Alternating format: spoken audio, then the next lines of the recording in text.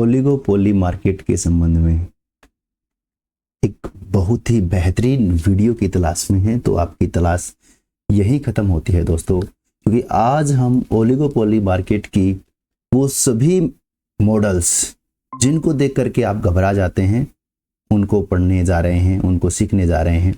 आज हम ओलिगोपोली के नॉन क्लूसिव मॉडल्स एक साथ मैराथन में कंप्लीट करने वाले हैं।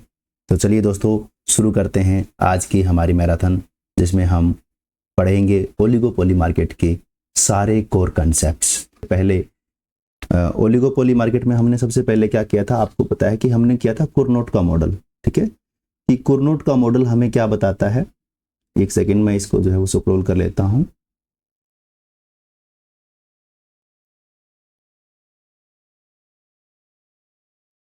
One second.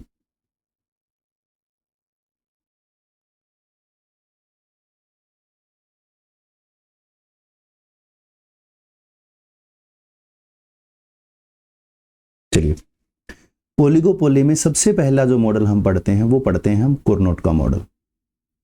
और इस कुरनोट के मॉडल में हमने बात की थी कि ये कुरनोट का मॉडल आया था 1838 में। ऑगस्टिन कुरनोट ने जो है इस मॉडल को इंट्रोड्यूस किया था। और ऑगस्टिन कुरनोट कहते हैं कि ये मॉडल ये कहता है कि एक जो ड्यूओपोली है, यानी कि जिसमें दो फर्म है ऐसी मार्केट, उस मार्केट में जो पहली फर्म है वो कुछ अजम्पशन लेकर के चलती है।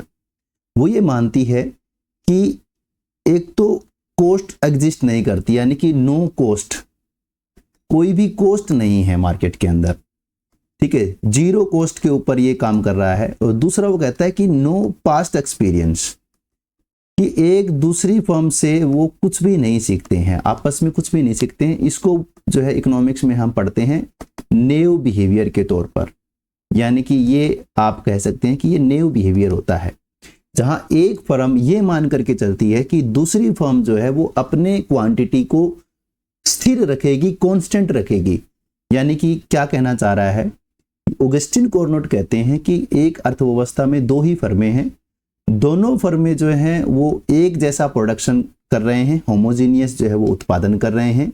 दोनों फर्मों की जो कॉस्ट है वो जीरो है, और दोनों फर्मों जो है वो नेव बिहेवियर को बताती है। यानी कि दोनों फर्में ये मानती हैं कि वो जो भी एक्शन ले रही हैं दूसरे वाला जो है वो अपने उत्पादन को स्थिर रखेगा। यानी कि नेव बिहेवियर का मतलब क्या हुआ कि वो ये कहती है कि दूसरी फर्म जो है वो अपने उत्पादन को स्थिर रख रही है और जो भी एक्शन ले रहा हूं वो मैं ले रहा हूं। ठीक है, तो यहां पर जो कुरनोट हैं वो किस पर जो है वो अपना मॉडल देते हैं, वो अपना मॉडल दे रहे हैं क्वांटिटी पर। इसलिए इस मॉडल को जो है वो क्वांटिटी सेटिंग मॉडल भी कहा जाता है। क्वांटिटी सेटिंग मॉडल जो है इसको कहा जाता है। क्या कहता है ये मॉडल? ये मॉडल ये कहता है कि एक अर्थव्यवस्था में दो फर्में हैं, जैसे कि हम इसको एक डायग्राम से समझ सकते हैं। दो फर्में हैं, ठीक है, और ये जो है वो अर्थव्यवस्था में टोटल प्रोडक्शन होना है। तो ए फर्म जो है वो जब आती है तो वो इस टोटल मार्केट का 1/2 यानी कि हाफ जो है 1/2 यानी कि हाफ जो है वो प्रोडक्शन कर लेगी। तो अब जो है इसने ए फर्म ने प्रोडक्शन कर लिया, अब बी फर्म जो है वो आएगी, और बी फर्म जब आएगी तो उसके पास जो है यही मार्केट जो है वो बचा हुआ है, ये मार्केट बचा हुआ है। और वो इस मार्केट को कंप्लीट मार्केट समझ करके, यानी कि वो इस फर्म को नहीं देख रहा है, वो क्या मान रहा है कि ये अपने प्रोडक्शन को क्या रखेगी, ये अपने प्रोडक्शन को स्थिर रखेगी, कांस्टेंट रखेगी। इसलिए वो क्या कहता है कि वो इस जो बचा हुआ जो मार्केट है उसको कंप्लीट मान करके उसका 1/2 कर लेगा। यानी कि ये इस बची हुई मार्केट का 1/2 जो है वो प्रोडक्शन करेगा। जब ये बची हुई मार्केट का 1/2 प्रोडक्शन करेगा तो असल में ये 1/2 का 1/2 प्रोडक्शन कर रहा है, जिसको हम कह सकते हैं 1/4 प्रोडक्शन। ठीक है, तो वो यहां पर जो है वो प्रोडक्शन करेगा। तो ये कहता है कि एक अर्थव्यवस्था में जो दो फर्में हैं वो अपने उत्पादन को निर्धारित करती है, और अपने उत्पादन को निर्धारित करके वो अपने प्रॉफिट को मैक्सिमाइज करने की सोचती है और अपने प्रॉफिट को मैक्सिमाइज करती है। ये कहता है कुरनोट का मॉडल। तो टोटल में जब हम देखते हैं तो हम यहाँ पर एक कंक्लूजन निकाल लेते हैं, क्योंकि हम इसको कंप्लीटली पढ़ चुके हैं। तो मैं इसको बस जस्ट आपको बता रहा हूँ कि फर्म जो है वो कितना उत्पादन करेगी, 1/3 का उत्पादन करेगी, और जो टोटल में इंडस्ट्री है वो कितना उत्पादन करेगी, वो आपका जो प्रोडक्शन करेगी वो करेगी 2/3। ठीक है, तो यहां पर आपको जो ध्यान करना है वो ये ध्यान करना है क्या, कि इसकी जो अजम्पशन है वो ये मुख्य रूप से ये 2 अजम्पशन है, जिसमें से एक अजम्पशन ये भी है कि वो ये मानता है कि दोनों फर्में जो है वो साइमल्टेनियसली, ठीक है ना, साइमल्टेनियसली एक्शन लेती हैं, यानी कि एक साथ एक्शन कर रही हैं, ये आपको ध्यान कर लेना है। ठीक है, तो 3 जो है यहां पर अजम्पशन आप ध्यान करेंगे और इन तीनों में से एक को हम चेंज करेंगे और एक नया मॉडल ले आएंगे। ठीक है, तो यहां पर जब आप देखते हो कुरनोट को, तो कुरनोट जो है वो आपने देख लिया। अब आता है कुरनोट का एक्सटेंशन मॉडल, जिसको हम कुरनोट एक्सटेंशन मॉडल के नाम से जानते हैं। ठीक है, कुरनोट का एक्सटेंशन मॉडल आता है जिसमें यही बात की गई है, क्वांटिटी के ऊपर ही बात की गई है, लेकिन यहां पर नंबर ऑफ फर्म जो है वो ज्यादा मान ली जाती हैं। यानी कि यहां पर जो है ये कहा जाता है कि नंबर ऑफ फर्म जो है वो थोड़ी ज्यादा हो जाती है, बढ़ जाती हैं। ठीक है ना, तो यहां पर वो जनरलाइजेशन की बात करता है, ये आप ध्यान करेंगे। और ये कौन बात कर रहा है, ये स्टेकलबर्ग जो है वो बात कर रहे हैं जनरलाइजेशन की। वो कहते हैं कि जैसे जैसे प्रोडक्शन बढ़ रहा है तो फर्में आती जाएंगी और वो जो है वो अपना उत्पादन ऐसे ही करती जाएंगी। ये मैंने आपको करवाया था, जहां पर ये टोटल आउटपुट है और ये टोटल आउटपुट का 1/2 ए फॉर्म कर लेगी, जो बचा हुआ है उसका 1/2 बी फॉर्म कर लेगी, और फिर आगे जो है जो बचा हुआ है उसका 1/2 जो है वो नेक्स्ट फॉर्म कर लेगी। यानी कि वो कह रहा है कि n नंबर में जो है वो फर्में हो सकती हैं। तो जब यहाँ पर n नंबर में फर्मों की बात आती है तो हम फॉर्म का जो है वो प्रोडक्शन देखते हैं, तो हम कहते हैं 1/n+1। ये जो है हम यहाँ पर जो है एक फॉर्मूला क्रिएट कर लेते हैं कि अगर आपका फॉर्म जो है वो 3 है, n नंबर का मतलब 3 नंबर है, तो आप कहेंगे कि 1 3 + 1 यानी कि 1/4 करेंगे। ठीक है, तो एक फॉर्म का जो प्रोडक्शन है 1/4 हो जाएगा। ऐसे ही इंडस्ट्री की जब हम बात करते हैं, ठीक है, तो इंडस्ट्री में भी क्या होता है कि इंडस्ट्री के अंदर भी आप ये देखते हैं कि n/n+1 का प्रोडक्शन होता है। ठीक है, तो n कितना था 3, तो n/n जो है 3 + 1, तो आप कहेंगे 3/4 जो है वो आपका इंडस्ट्री जो है वो टोटल उत्पादन करती है।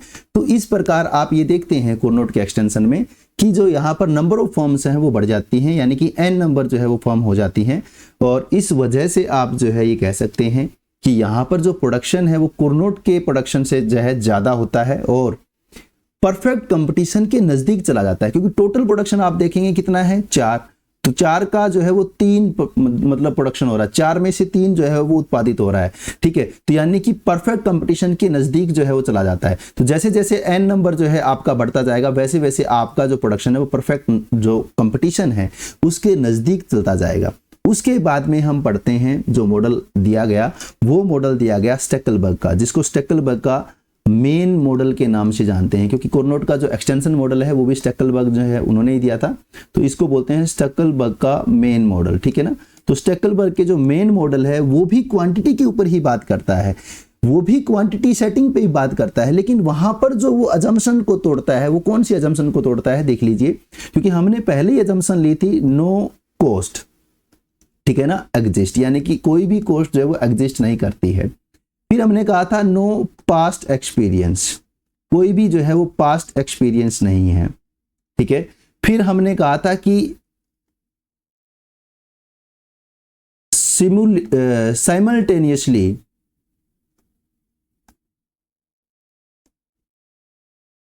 एक साथ, यानी कि साइमल्टेनियसली जो है वो फर्म में एक्शन लेती हैं, एक साथ एक्शन लेती हैं। ठीक है ना, तो वो कहता है कि ऐसा नहीं है।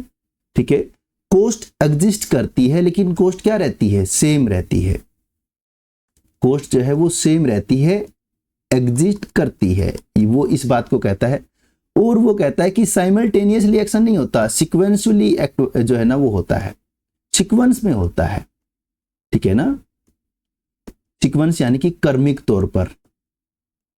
ठीक है, तो क्रमिक तौर पर जो है आप लोगों का एक्शन देखने को मिलता है। वहां पर वो जो है एक चीज को इंट्रोड्यूस करते हैं, कहते हैं कि 2 फर्में हैं, लेकिन 2 फर्में होने के साथ साथ में वहां पर आपको जो है वो दोनों फर्मों में थोड़ा सा चेंज देखने को मिलता है। क्या कि वहां पर एक फर्म जो है वो लीडर फर्म है और दूसरी फर्म जो है वो फॉलोअर फर्म है।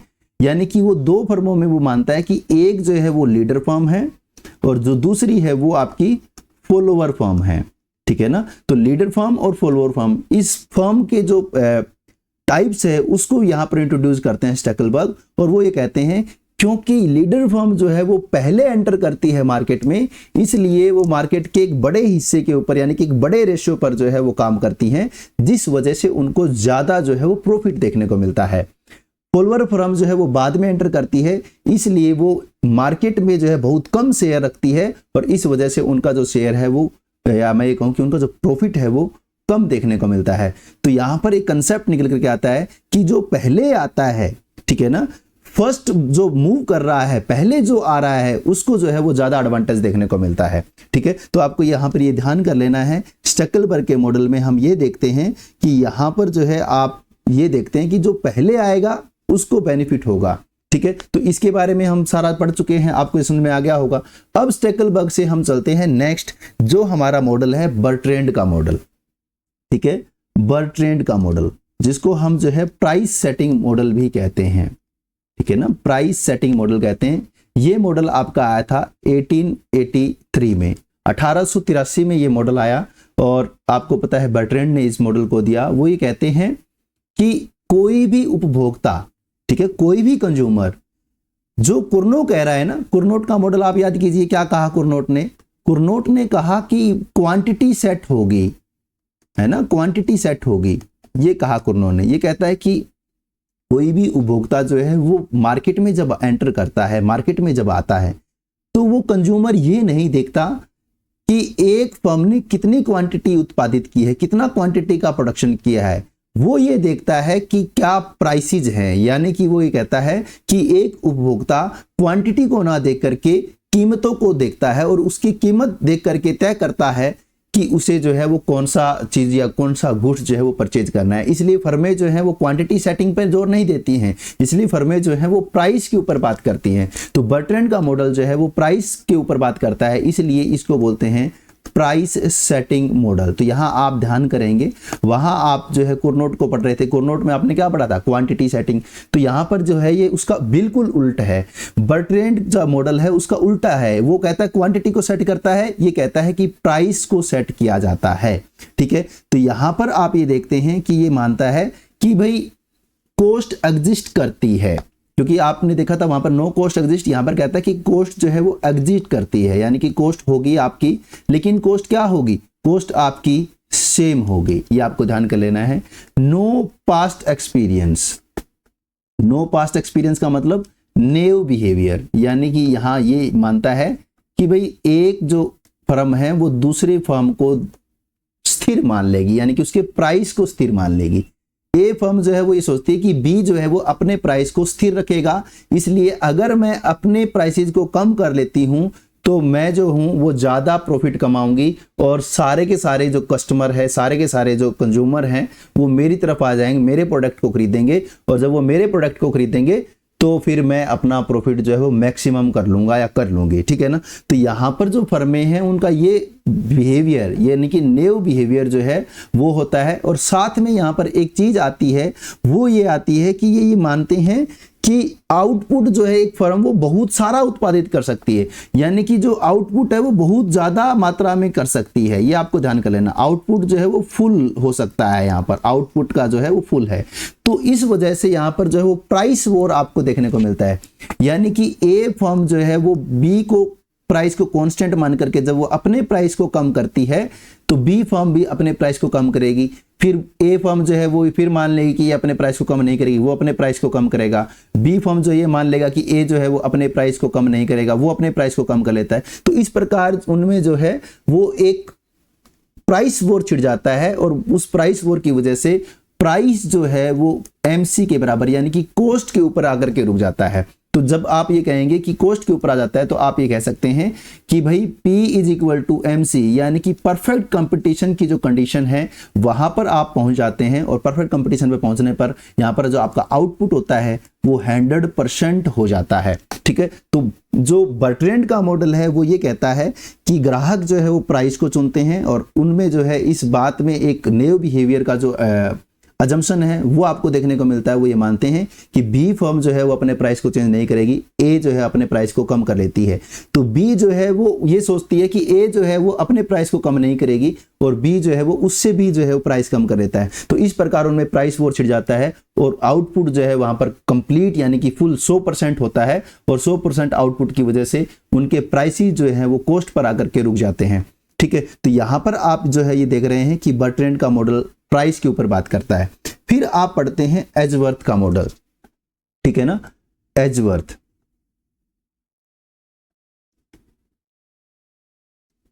ठीक है, एजवर्थ का मॉडल पढ़ते हैं। ये आपका आया था 1897 में, ठीक है ना, 1897 में इस मॉडल को जो है वो इंट्रोड्यूस किया गया था। और एजवर्थ जो है इसमें क्या कहते हैं, वो ये मानते हैं कि भाई बर्ट्रैंड जो कह रहा है ना कि भाई प्राइस जो है वो मॉडल होता है, प्राइस जो है वो तय किया जाता है, वो कहता है कि बिल्कुल सही कह रहा है, ठीक है ना। लेकिन वो ये मानता है कि इसमें जो है उत्पादन की क्षमता जो कैपेसिटी है वो स्थिर होती है। देखिए मैं क्या कहना चाह रहा हूं, यहां आपने ये कहा था कि जो आउटपुट है वो 100% कर सकती है, यानी कि मार्केट के अंदर जितनी डिमांड है उतना डिमांड जो है वो एक फर्म, एक अकेली फर्म जो है उसको कंप्लीट फुलफिल कर सकता है, ठीक है। लेकिन एजवर्थ ये मानता है कि एक फर्म जो है वो पूरे आउटपुट को यानी कि फुल आउटपुट को फुलफिल नहीं कर सकता, ठीक है ना, फुलफिल नहीं कर सकता। इससे वो मॉडल को क्रिएट करता है। तो वो कहता है कि सपोज कीजिए कि ये ए फर्म है, ये बी फर्म है, ठीक है, और इन ए फर्म और बी फर्म में वो शुरुआत में जब कोई फर्म आती है, ठीक है ना, शुरू में जब कोई फर्म आती है तो वो क्या करती है, वो 1/2 उत्पादन करती है और अपने प्राइस को जो वो हाई रखती है। ये उसने जो है वो ये दिखाया कि वो अपने प्राइस को क्या रख रहा है, हाई रख रहा है, ठीक है ना। एक सेकेंड, वो अपने प्राइस को हाई रखता है। लेकिन जैसे ही बी फर्म आएगी वो ये सोचेगी कि भाई ये तो अपने प्राइस को बदलेगा नहीं, ठीक है, ये अपने प्राइस को बदलेगा नहीं, तो मैं इसको क्या करूं, मैं उससे कम जो है वो प्राइस को रख लेते हूं, ठीक है।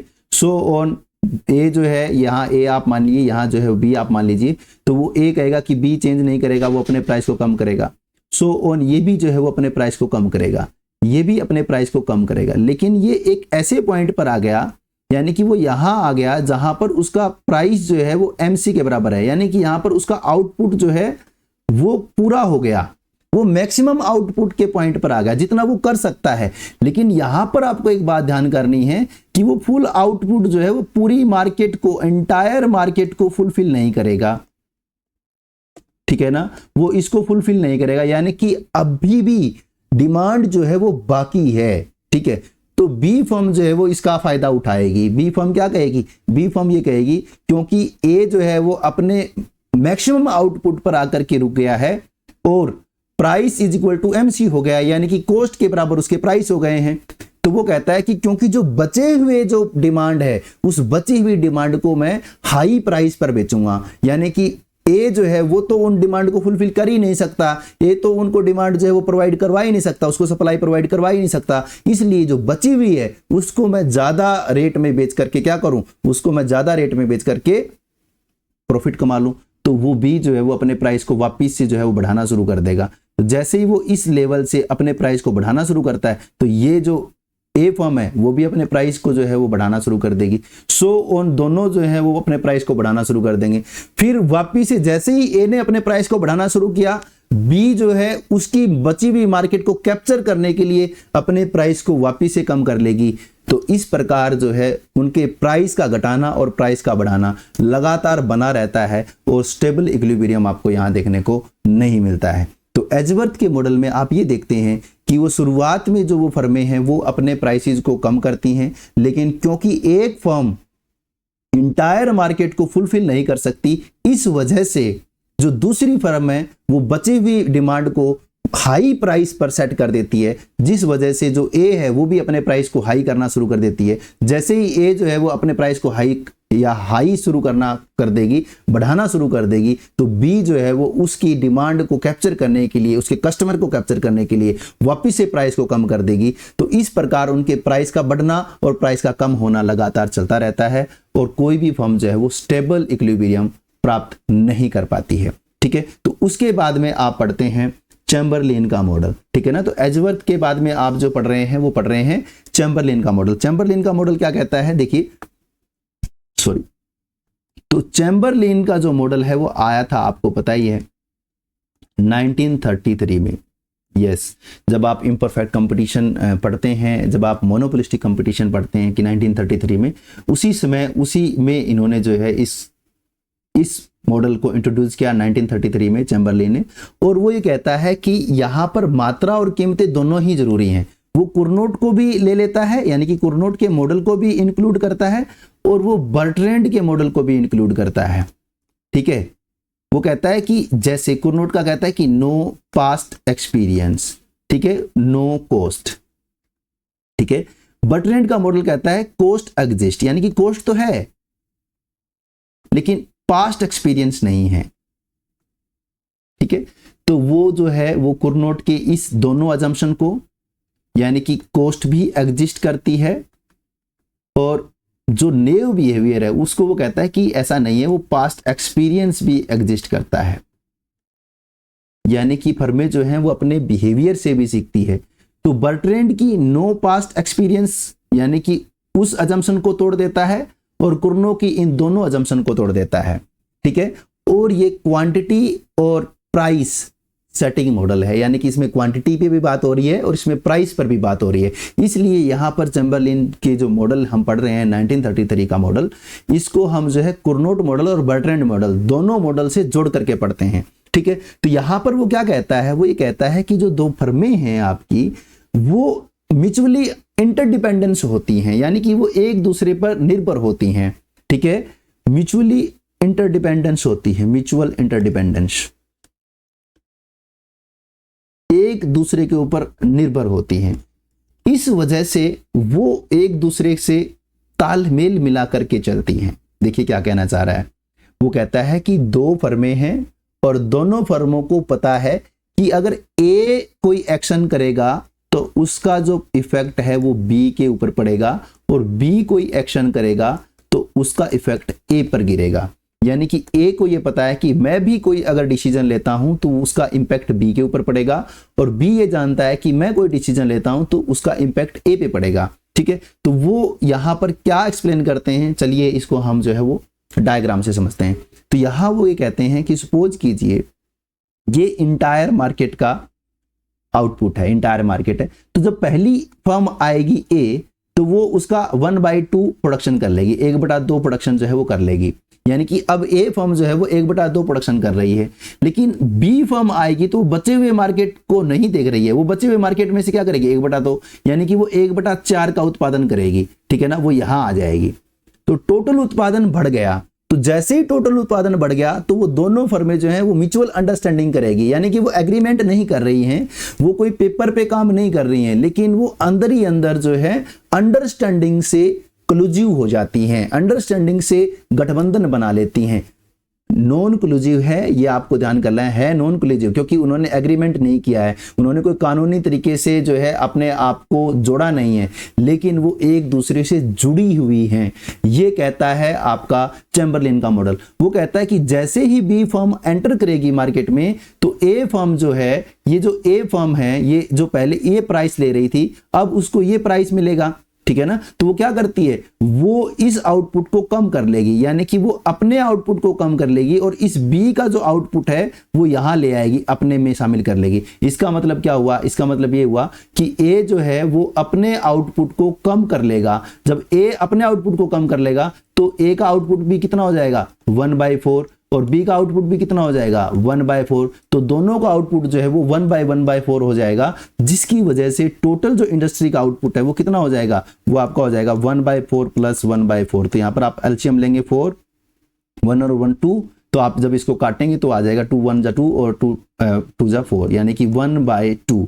तो टोटल में आपका जो इंडस्ट्री का जो आउटपुट है वो कितना हो जाएगा, वो आपका हो जाएगा 1/2, यानी कि टोटल आउटपुट का 50% जो है आप यहां पर उत्पादन करते हैं, यानी कि आप मोनोपोली का जो उत्पादन है वो आप यहां पर करते हैं, और प्राइस जो है आपके ज्यादा रहते हैं, ज्यादा प्राइस की वजह से आप जो है वो ज्यादा प्रॉफिट कमाते हैं। तो यहां पर जो चैम्बरलेन है वो ये कह रहा है कि दो फर्में हैं ए और बी, ए फर्म जब एंटर करती है मार्केट के अंदर तो वो 1/2 करती है। जैसे ही बी फर्म आ जाती है तो उन दोनों को पता होता है कि भाई हम दोनों को मिलकर के मार्केट के अंदर जो है प्रॉफिट कमाना है, इसलिए ए जो है वो अपने आउटपुट को धीरे धीरे कम कर लेगा और बी जो है वो अपने मतलब बी जो है वो अपना आउटपुट कर ही रहा है, तो टोटल में जो है उनका आउटपुट मिलकर के 1/2 हो जाएगा, यानी कि ए अपने आउटपुट को कम करके 1/4 कर लेता है, जिस वजह से टोटल में जो है उनकी मोनोपोली बनी रहती है और वो अपना प्रॉफिट जो है वो ज्यादा कमाते हैं। ठीक है, अब यहीं से जो मॉडल निकल करके आता है वो आपका निकलता है किंक्ड डिमांड कर्व। ठीक है ना, किंक्ड डिमांड कर्व, ये आपको ध्यान का लेना है।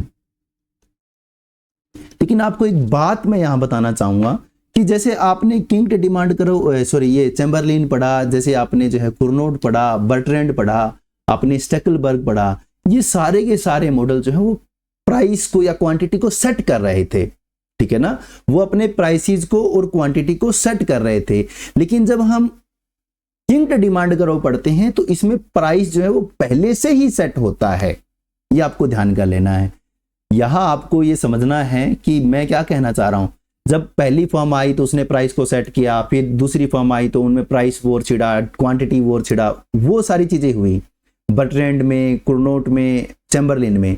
लेकिन मैं ये कह रहा हूं जब आप किंक्ड डिमांड कर्व को पढ़ेंगे तो यहां पर प्राइस जो है वो पहले से तय है, और यहां पर ये क्रिटिसिज्म भी बनता है इस मॉडल का कि ऐसा क्या है कि इसमें प्राइस पहले से सेट होता है, और कौन करता है प्राइस जो है पहले से सेट, तो इसका जो है वो ये क्रिटिसिज्म भी है, आलोचना भी है। लेकिन ये जो मॉडल है वो ये अजम्पशन मान करके चलता है कि प्राइस जो है वो पहले से तय है। ठीक है ना, जिस वजह से यहां पर जो है आपको डिमांड में किंक देखने को मिलता है। ठीक है, तो वो ऊपर से जब हम सारी चीज देख करके आ रहे थे तो हम कह रहे थे कि सारी फर्में जो है वो सिमिट्री हैं, एक जैसी हैं। ठीक है ना, लेकिन ये जो है वो एक अजम्पशन मानता है कि सारी फर्में जो है वो सिमिट्री नहीं होती, क्या होती हैं, एसिमिट्री भी होती हैं। ठीक है, और जिसके ऊपर ये सारा जो आपका मॉडल जो है वो बैठता है, यानी कि सारा मॉडल इसी अजम्पशन के ऊपर जो है फिक्स आ रहा है। ठीक है, तो वो क्या मानता है, देखिए वो ये मानता है कि भाई आपने ये तो देख लिया, जैसे आपने चैम्बरलिन को पढ़ा, जैसे आपने जो है बर्ट्रैंड को पढ़ा, वो ये कहते हैं कि एक फर्म जो है वो क्या करती है, प्राइस को कम करती है, तो दूसरी फर्म भी जो है वो अपने प्राइस को कम कर लेती है। ठीक है, तो यहां आपने ये चीज पढ़ी। ठीक है, क्योंकि कुर्नोट मॉडल, बर्ट्रैंड मॉडल, या मैं ये कहूं कि चैम्बरलिन मॉडल, जिसमें इन दोनों को शामिल किया गया है, इनमें ये चीज आपको देखने को मिलती है कि वो जो है वो फर्में एक दूसरे को फॉलो कर रही होती हैं, एक दूसरे को जो है वो स्थिर तो मान रही हैं, नेव बिहेवियर तो वो दिखा रही हैं, लेकिन कहीं ना कहीं वो जो है उसको फॉलो कर रही हैं कि ए ने जो है वो प्राइस को कम किया तो बी ने भी प्राइस को कम किया। किंक्ड कहता है कि ऐसा नहीं है, वो फर्में जो है वो समझदार हो गई हैं, वो फर्में जो है वो समझती हैं कि कब फॉलो करना है और कब फॉलो नहीं करना है, यानी कि यहां पर आपको वो सिमिट्री देखने को मिलती है कि वो फॉलो कर रही हैं। वो कहता है कि वो जो फर्में हैं उनको पता है कब फॉलो करना है और कब फॉलो नहीं करना है, इसलिए उसने कहा कि ये एसिमेट्रिक होता है। ठीक है, तो जब हम इसका डिमांड बनाते हैं, जब हम इसका AR कर्व वगैरह बनाते हैं, तो हम यहां पर देखते हैं कि यहां पर आपको किंक देखने को मिलती है। जैसे इसको मैं एक डायग्राम से जो है आपको समझाने की कोशिश करूंगा। ये आपका OX एक्सिस है और ये आपका OY एक्सिस है। ठीक है, जहां पर आप जो है ये देखते हैं कि ये जो है आपका AR कर्व, ठीक है, और ये जो आपका AR1 कर्व। ठीक है, जहां पर आपका जो AR कर्व बनता है वो ये बन जाता है, ये वाला, ये जो है आपका AR कर्व बन जाता है।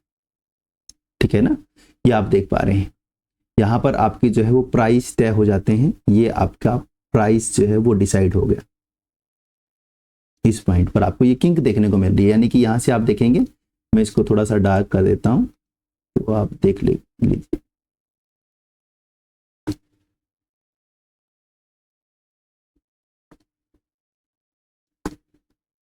ये देखिए, ये बन गया ना, ये बन गया, ये जो है वो किंक बन गया है आपका। ठीक है, यहां पर आपके प्राइस जो है वो डिसाइड हो गए हैं, ये आपके प्राइस जो है वो डिसाइड हो गए हैं। अब आपको जो बनाना है वो आपको बनाना है MR कर्व। तो यहाँ से आप जो है वो MR कर्व को ड्राइव करते हैं। ये आपने MR कर्व ड्राइव कर लिया। तो ये आपका पहले वाला MR कर्व है, क्योंकि ये आपका AR है और ये आपका AR1 है, ठीक है। तो AR और AR1 और ये आपका MR, तो आपका MR1 भी बनेगा। तो आपका MR जो है 1 जो है वो यहाँ से बनेगा, ये आपका जो है वो MR1 बन गया, ठीक है। ये आपका MR1 बन गया, यानी कि यहाँ से जो है वो आप ये देख रहे हैं।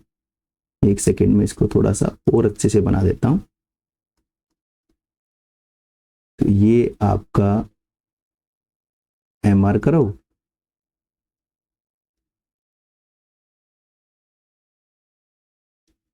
और यहां से आपका जो है वो MR1 का, ठीक है। ये आपका बन गया। तो यहां जब आप देखते हैं तो ये आपका बन जाता है फिर AR, यानी कि यहां से ये देखिए आप, और उसके बाद में ये यहाँ ये बन गया, और उसके बाद में ये यहां से ये बन गया, ठीक है।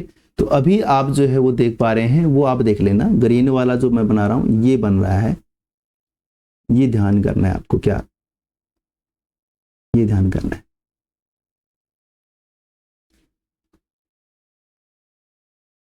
ठीक है। यानी कि जो ब्लैक वाले हैं उनको आप छोड़ दीजिए, अब इनको आप भूल जाइए। ये देखिए, ठीक है, ये बन जाएगा आपका। जब ये बनेगा तो ये आपकी जो है वो क्वांटिटी डिसाइड हो गई। यहां पर ये आपकी क्वांटिटी डिसाइड हो गई, जहां पर आपका MCMR बराबर हो जाता है, ठीक है। तो क्योंकि यहां से आप जो है वो देख रहे हैं गैप, ये गैप होता है इलास्टिसिटी की वजह से। जो आपकी इलास्टिसिटी है वो जितनी ज्यादा कम होगी उसके अकॉर्डिंग ये गैप जो है वो आपका ज्यादा कम होगा, ठीक है। क्लियर है बात। तो जो डिमांड की इलास्टिसिटी है उसकी वजह से आपको ये गैप जो है वो देखने को मिलता है। यहां से आपका जो है वो गुजरता है MC कर्व, ये जो है आपका MC, यानी कि आपको पता है कि क्वांटिटी कहां पर सेट होती है, जहां पर MR और MC जो है वो बराबर होते हैं, और जहां पर MC कट करती है MR को नीचे से, ये कंडीशन है। तो यहां पर आप देख पा रहे हैं कि यही कंडीशन है जहां पर आपका MR MC जो है वो एक दूसरे को कट कर रहे हैं, ठीक है, और MC MR को नीचे से कट कर रही है। तो ये आपकी क्वांटिटी डिसाइड हो गई, और यहां पर जो रेड आप देख रहे हैं ये आपका प्राइस डिसाइड हो गया, ठीक है। ये आपका प्राइस डिसाइड हो गया, ये पहले से ही सेट है प्राइस, ये आपको ध्यान कर लेना है। क्लियर है बात। ये प्राइस जो है वो पहले से सेट है। अब जो पोल्सबीजी का कंसेप्ट है वो आप समझिए क्या कहता है। पोल्सबीजी जी कहते हैं कि दोनों फर्में जो हैं वो समझदार हैं और उनको पता है कि कब किसको फॉलो करना है और कब किसको फॉलो नहीं करना है, ठीक है ना। तो वो कहते हैं कि अगर कंज्यूमर का डिमांड कर्व जो है वो इलास्टिक है, ठीक है ना, कंज्यूमर का डिमांड कर्व जो है DD वो इलास्टिक है, अगर वो इलास्टिक है और फर्म जो है वो कीमत को बढ़ाएगी, फर्म जो है वो कीमत को बढ़ाएगी, फर्म A अगर कीमत को बढ़ाएगी तो फर्म B जो है वो अपनी कीमत को नहीं बढ़ाएगी। समझ लीजिए क्या कहना चाह रहा है। जैसे सपोज कीजिए कि आप जो है वो अगर महंगी चीज की बात करें तो महंगी चीज और महंगी होगी और आप उसको छोड़ने को तैयार हो जाएंगे, यानी कि आपका जो डिमांड करा हुआ है वो इलास्टिक हो गया। कहने का मतलब क्या हुआ कि अगर आप इस पेन को 5 रुपए में खरीद रहे हैं और इस पेन की कीमत मैं 20 रुपए कर दूं तो आप इस पेन को छोड़ देंगे। आपका जो डिमांड है वो क्या है, इलास्टिक है। लेकिन आपको ये इस कदर पसंद है कि आप इसको छोड़ना नहीं चाहते, ठीक है, आपको ये बहुत ज्यादा पसंद है, तो आपकी डिमांड हो जाएगी इन इलास्टिक। तो ऐसे में आप 20 रुपए में भी इसको खरीदेंगे। तो अब आपको ये समझ में आ गया होगा कि कंज्यूमर की डिमांड के इलास्टिक होना और इन इलास्टिक होने में क्या डिफरेंस है। यानी कि अगर प्राइस बढ़ने से, कीमत बढ़ने से अगर आप इस जो भी वस्तु आप खरीदते हैं यानी कि इस वस्तु को आप छोड़ने को तैयार हैं तो आपकी डिमांड इलास्टिक है। और अगर आप इस वस्तु को फिर भी खरीदेंगे क्योंकि आपका इसमें इंटरेस्ट हो सकता है, ठीक है, कुछ भी रीजन हो सकता है कि आप इसको खरीदेंगे ही खरीदेंगे, तो आप ये कहेंगे कि भाई ये इसकी डिमांड जो है वो इन इलास्टिक है। तो यहां पर जो है वो डिमांड इलास्टिक और इन इलास्टिक का कंसेप्ट जो है वो आपके पोल्सबीजी जी कहते हैं। वो क्या कहते हैं कि एक सेकेंड, ठीक है ना, वो क्या कहते हैं कि कंज्यूमर की डिमांड अगर इलास्टिक है, कंज्यूमर का डिमांड अगर इलास्टिक है और ए जो है वो अपनी कीमत को बढ़ाएगा, तो ए फर्म अगर अपनी गुड्स की कीमत को बढ़ा रहा है, इसका मतलब क्या हुआ, इसका मतलब ये हुआ कि ए की कीमत बढ़ने से ए के जो प्रोडक्ट की डिमांड है वो कम होने वाली है। क्यों? क्योंकि कंज्यूमर की डिमांड जो है वो इलास्टिक है, इसलिए बी जो है वो अपने गुड्स की कीमत को नहीं बढ़ाएगा। उसको पता है ए बढ़ा रहा है तो ए के जो कंज्यूमर है वो उसको छोड़ करके कम कीमत होने की वजह से मेरे पास में आएंगे। क्लियर है ना बात? इसलिए यहां पर आपको जो है ये ऊपर में इलास्टिक डिमांड जो है वो देखने को मिलती है। ये जो आप देख पा रहे हैं ये इलास्टिक पोर्शन है, ठीक है, इसमें आपको इलास्टिक जो है वो देखने को मिलता है, ठीक है। फिर वो कहता है कि अगर कंज्यूमर की डिमांड जो है वो अनइलास्टिक है, इनइलास्टिक है, इनइलास्टिक है, यानी कि कंज्यूमर जो है वो उसको खरीदेगा ही खरीदेगा। जैसे जीवन रक्षक दवाइयां होती हैं, एसेंशियल गुड होती हैं, नमक हो गया, ठीक है, उसको तो उसको खरीदना ही खरीदना पड़ेगा। तो ऐसे में अगर ये जो है वो अपने प्राइस को बढ़ाएगा, ये जो है वो अपने प्राइस को बढ़ाएगा तो बी भी जो है वो अपने प्राइस को बढ़ा देगा। आई बात समझ लीजिए क्या कहना चाह रहा हूं मैं, कि मैं ये कहना चाह रहा हूं कि अगर कंज्यूमर की डिमांड जो है वो इनइलास्टिक है, इन इलास्टिसिटी के संबंध में वो क्या करता है, ए के प्राइस बढ़ाने पर बी जो है वो अपने प्राइस को बढ़ा देगा। यानी कि कहने का मतलब क्या हुआ, कहने का मतलब ये हुआ कि अगर आप इसको 5 रुपए में खरीद रहे हैं और अगर इसकी कीमत बढ़कर के 20 रुपए भी हो जाए तब भी आप इसको खरीदेंगे, यानी कि यही खरीदेंगे। तो आप जो है यही खरीदेंगे। तो मैं जो ये कह सकता हूं कि ये ए फर्म का प्रोडक्ट है और ये जो है वो बी फर्म का प्रोडक्ट है, तो आप ए फर्म वाले प्रोडक्ट को ही खरीदेंगे और बी जो है वो अपने वाले को ही खरीदेगा। यानी कि उसकी डिमांड क्या है, इन इलास्टिक, कि इसको यही पसंद आ रहा है और इसको यही पसंद आ रहा है। तो ये अगर अपने प्राइस को बढ़ाता है तो ये भी अपने प्रॉफिट के लिए इस प्राइस को बढ़ा देगा, क्योंकि इसके प्राइस बढ़ने पर भी इसकी डिमांड जो है वो कम नहीं होगी। इस मामले में जो है वो ये कहता है कि अगर कंज्यूमर की डिमांड इन इलास्टिक है तो ए अगर प्राइस को बढ़ाएगा तो बी भी अपने प्राइस को बढ़ा दे देगा। अगर कंज्यूमर की डिमांड इलास्टिक है, ठीक है, अगर कंज्यूमर की डिमांड जो है वो इलास्टिक है तो ए जो है अगर वो अपने प्राइस को बढ़ाएगा तो बी अपने प्राइस को नहीं बढ़ाएगा, क्योंकि उसको पता है इसको प्राइस बढ़ाने से इसकी डिमांड कम होगी और मेरी जो प्राइस कम होने से मेरी जो है वो डिमांड बढ़ जाएगी, इसलिए वो अपने प्राइस को नहीं बढ़ाएगा। ठीक है, दूसरी चीज जो है आप इसी को देखेंगे कि कंज्यूमर की डिमांड अगर इलास्टिक है, ठीक है ना, इसी को आप दोबारा से देख लीजिए कि अगर कंज्यूमर की डिमांड इलास्टिक है, यहां से देखिए कंज्यूमर की डिमांड क्या है, इलास्टिक, और अगर ए जो फर्म है वो अपने प्राइस को कम कर देगी, ठीक है ना, ए जो है वो अपने प्राइस को क्या कर देगी, कम कर देगी, तो सीधी सी बात है यानी कि ए के प्राइसेस कम तो बी वाले कस्टमर भी ए की तरफ भागेंगे, क्योंकि उसको जो है कम कीमत पे सामान मिल रहा है, ठीक है ना, क्योंकि हमने इलास्टिक को मतलब क्या माना कि प्राइस के साथ में डिमांड जो है वो आपकी घट बढ़ सकती है, जहां पर लो ऑफ डिमांड का नियम लागू हो रहा है। ठीक है, तो कंज्यूमर की डिमांड इलास्टिक, यानी कि अगर ए फर्म जो है वो अपने प्राइसेस को कम कर देती है तो बी फर्म भी जो है वो अपने प्राइसेस को कम कर देगा, यानी कि वो उसको फॉलो कर रहा है, उसको देख लेगा। ठीक है, और अगर उसकी डिमांड जो है वो इलास्टिक है और ऐसे में मैंने आपको पहले ही बता दिया कि भाई ए जो है वो अगर अपने प्राइस को कम कर रहा है तो बी जो है वो अपने प्राइस को कम कर देगा, ए अगर अपने प्राइस को बढ़ाएगा तो बी अपने प्राइस को नहीं बढ़ाएगा। इन इलास्टिसिटी के संबंध में आप देखेंगे कि ए जो है वो अगर अपने प्राइस को बढ़ा रहा है तो बी भी अपने प्राइस को बढ़ा रहा है, ठीक है, लेकिन अगर ए जो है वो अपने प्राइस को कम करेगा तो यहां पर बी जो है वो अपने प्राइस को कम नहीं करेगा। ये आपको ध्यान कर लेना है। क्यों नहीं करेगा? क्योंकि उसको पता है कि ए वाले इसी प्रोडक्ट को खरीदेंगे और बी वाले जो है वो जो दूसरा मेरा प्रोडक्ट था उसको ही खरीदेंगे। तो जब वो खरीदेंगे उसको, चाहे वो महंगा है चाहे वो सस्ता है, जब वो उसको ही खरीदेंगे तो वो अपने प्राइसेस को कम नहीं करेगा। ये आपको ध्यान कर लेना है। वो अपने प्रॉफिट को क्यों गिराएगा जब उसको पता है कि मेरे प्राइस हाई करने के बावजूद भी लोग जो हैं वो मेरे इसी प्रोडक्ट को परचेज करने वाले हैं, इसी प्रोडक्ट को जो है वो खरीदने वाले हैं, तो वो अपने प्राइसेस को कम नहीं करेगा। ठीक है, तो यहां पर आप जो है वो देखते हैं कि जो ऊपर का पोर्शन है आपको दिख रहा है, एआर का जो ऊपर का पोर्शन है वो आपका मोर इलास्टिक होता है और उसके बाद जो नीचे का पोर्शन होता है वो आपका इन इलास्टिक होता है। ठीक है, तो यहां पर भी जो है आपको कंसेप्ट देखने को मिलता है कि भाई किंग्ड डिमांड कर्व में प्राइस जो है वो पहले से तय किए जाते हैं, पहले से जो है वो डिसाइडेड होता है।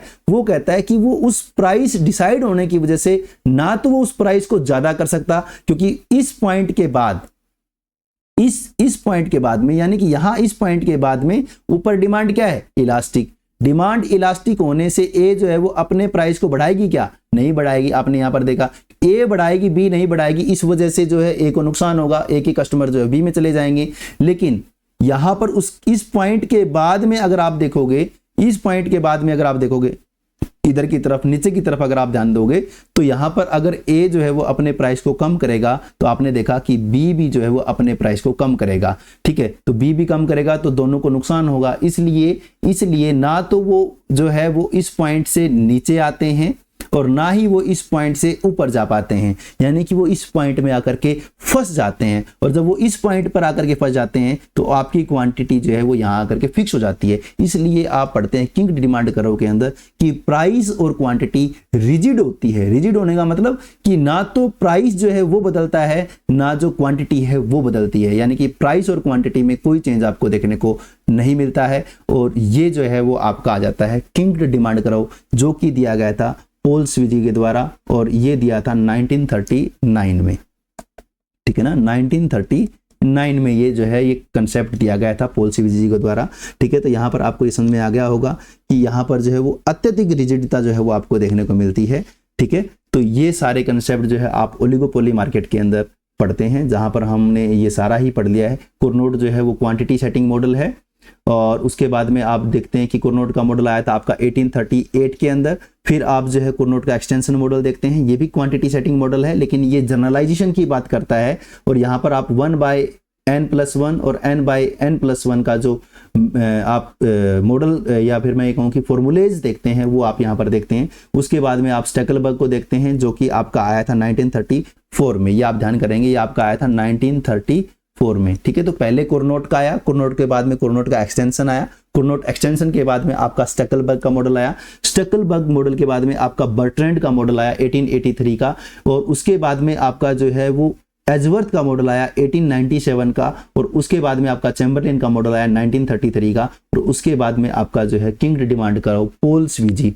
ठीक है ना, किंग डिमांड कर्व जो कि दिया था पोल स्विजी जी ने, वो आया आपका 1939 का। तो अगर आपसे ये पूछ लिया जाता है कि सीक्वेंस में लगाओ, तो आप उसको सीक्वेंस में लगा सकते हैं। अगर आपको ईयर पूछ लिया जाए तो वो भी आप बता सकते हैं। थ्योरीज क्या कहती हैं वो भी आप यहाँ से बता सकते हैं। एक चीज जो है यहाँ पर रह जाती है, वो रह जाती है कि किस में जो है वो नेस इक्विलिब्रियम है और कौन से मॉडल में नेस इक्विलिब्रियम नहीं है। तो आपको ये ध्यान करना है, जो कुर्नोट का मॉडल है, कुर्नोट मॉडल, मैं यहाँ पर जस्ट ऐसे लिखूंगा कि नेस है या नहीं है, तो यहाँ पर आप कहेंगे कि कुर्नोट मॉडल में आपको नेस इक्विलिब्रियम देखने को मिलता है। क्या होता है नेस इक्विलिब्रियम, आपको पता ही है।